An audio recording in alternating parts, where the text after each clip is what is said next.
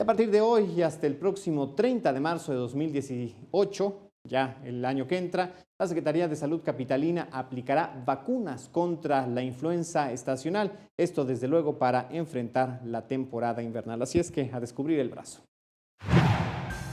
Se aplicarán 2.737.338 dosis de vacuna contra influenza en la Ciudad de México en esta campaña de vacunación contra influenza estacional 2017-2018, la cual termina el 30 de marzo de 2018. Así lo indicó el secretario de Salud de la Ciudad de México, Armando Agüed.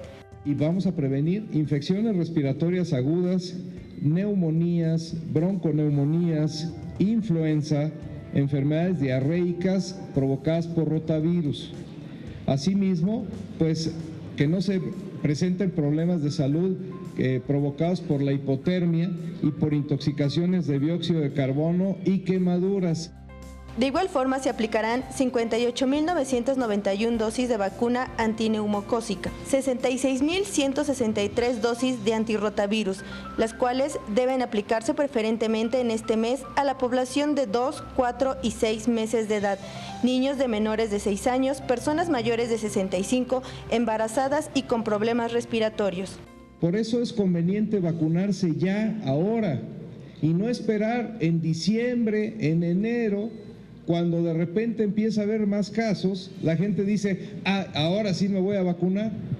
¿Y qué creen? Tarda 40 días en tener niveles altos de protección. Asimismo, informó que se deben incrementar las medidas de higiene, usar gel antibacterial, beber líquidos y consumir vitamina C. Las personas podrán vacunarse de manera gratuita en alguno de los 60 puestos en 56 estaciones del metro, 15 estaciones de Metrobús y en las 220 unidades de la red de salud, así como en albergues. Se espera que cerca de 3 millones de personas se apliquen la vacuna. Con imágenes de Joel Arias, Mariana Sánchez, 21 Noticias.